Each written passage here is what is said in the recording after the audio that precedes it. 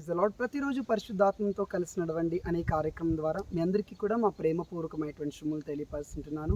అందరూ కూడా బాగున్నారా? మరొక నూతనమైనటువంటి ఆశీర్వాదకరమైనటువంటి చక్కటి ఉదయాన్ని యేసుక్రీస్తు ప్రభువారు మనకు అనుగ్రహించి ఉన్నాడు.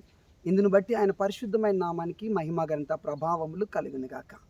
ఈరోజున ప్రభు నీకు వాగ్దానం ఇస్తూ నీతో మాట్లాడుతున్నాడు. యోబు గ్రంథము 22వ అధ్యాయము 27వ వచనం.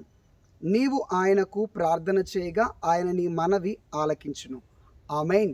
నువ్వు ఎప్పుడైతే ప్రార్థన చేయడం ప్రారంభిస్తావో వెంటనే దేవుడు నీ మనవిని ఆలకిస్తా అని నీకు సెలవిస్తున్నాడు.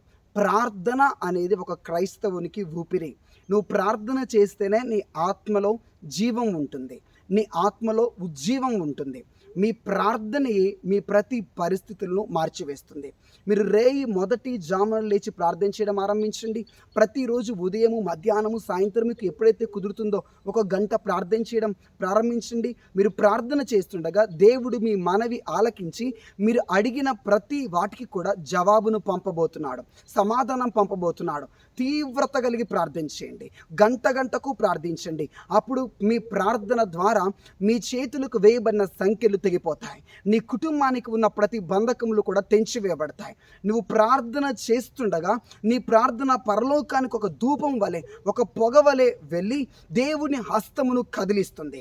దేవుడిని అద్భుతములు చేసే విధముగా, నీ జీవితంలో ఆశీర్వాదములు కుమ్మరించే విధముగా, నీ జీవితం పరిస్థితులన్నిటిని కూడా తారుమారు చేసే విధముగా దేవుని హృదయాన్ని నీ ప్రార్థన ప్రేరేపించడం ప్రారంభిస్తుంది. మీరు ప్రార్థన చేస్తుండగా నీ కుటుంబాన్ని ఆవరించిన ప్రతి చీకటి, దురాత్మ, అంధకార శక్తులు కావచ్చు, మాంత్రిక చేతబడి శక్తులు కావచ్చు, నీ ప్రార్థన ద్వారా అవన్నీ కూడా వణికిపోతాయి, అవన్నీ కూడా లయపరచబడతాయి. ప్రే ప్రే ప్రే ప్రతి సమస్యకి ప్రార్థనయే సమాధానం. ప్రార్థనను చేస్తుండగా నీ ప్రార్థన దేవుడు వినిన వెంటనే ఆయన సమాధానం ఇస్తానని వాగ్దానం చేస్తున్నాడు. కాబట్టి ఎందుకు ప్రార్థన చేయడం మానేసేయాలి? ఎందుకు ప్రార్థించే విషయంలో నిర్లక్ష్యంగా ఉండాలి? ఎందుకు ప్రార్థించే విషయంలో మనం సోమరులుగా ఉండాలి, బద్ధకస్తులుగా ఉండాలి? ఈ దినము నుంచి యవన బిడ్డలారా ప్రార్థించండి. మీకు చిన్నపిల్లలు ఉన్నారా? మీ పిల్లలతో కూడా ప్రార్థన చేయించండి. మీ భార్య భర్తలు ఇద్దరు కూడా కలిసి రాత్రిపూట కలిసి ప్రార్థన చేయండి. తప్పక అద్భుతమైనటువంటి జవాబులు మీరు పొందుకొనబోతున్నారు.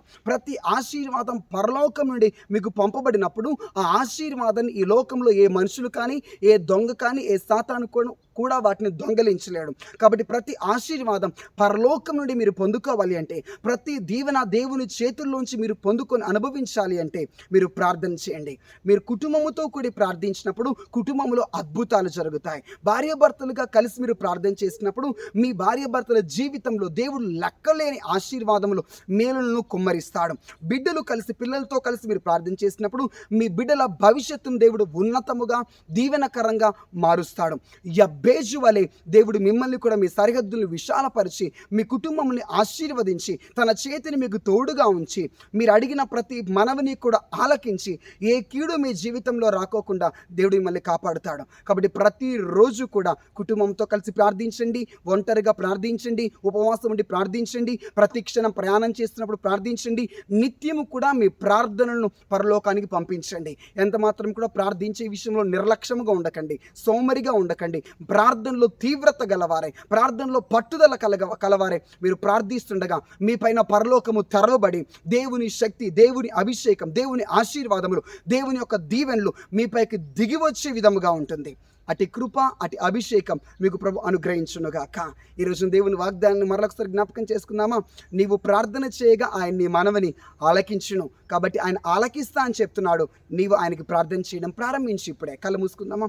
యేసుక్రీస్తు ప్రభు మీకు వందనములు. మేము ప్రార్థన చేయగా మీరు మా మనవిని ఆలకిస్తానని చెప్పేసి వాగ్దానము చేస్తున్నందుకు స్తోత్రములు. ఈ దినము నుంచి ప్రభు ఎంతమంది ప్రార్థన మానేశారో, ఎంతమంది ప్రార్థనలో బలహీనమైపోయి ఉన్నారో, ఎంతమంది వారి బలిపీఠాలు కూల్చివేసుకున్నారో, బలిపీఠములు పాడైపోయి ఉన్నాయో, యేసుక్రీస్తు నామములో ఈ క్షణమే ఇప్పుడే వారి ప్రార్థన బలిపీఠములు మరలా తిరిగి మండుకొనుగాక.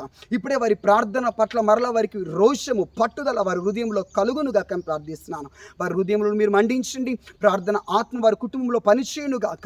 వారు ప్రార్థన చేస్తుండగా పరలోకము తెరవబడి ప్రతి సమాధానం, ప్రతి జవాబులు వారి మీదకి అభిషేక రూపంలో దిగివచ్చునుగాక అని ప్రార్థిస్తున్నాను. గొప్ప కార్యములు వారి జీవితంలో, వారి కుటుంబంలో మీరు అనుగ్రహించండి.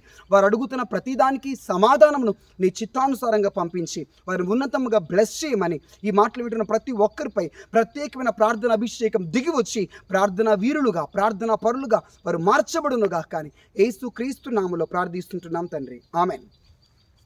Thank you. God bless you. Praise the lord. ఈ రోజు నుంచి బలంగా ప్రార్థన చేయండి. మీరు అడిగిన ప్రతి మనవి పరలోకం ఆలకించి యేసుక్రీస్తు ప్రభువారు విని జవాబును మీకు బదులుగా పంపించబోతున్నాడు. God bless you.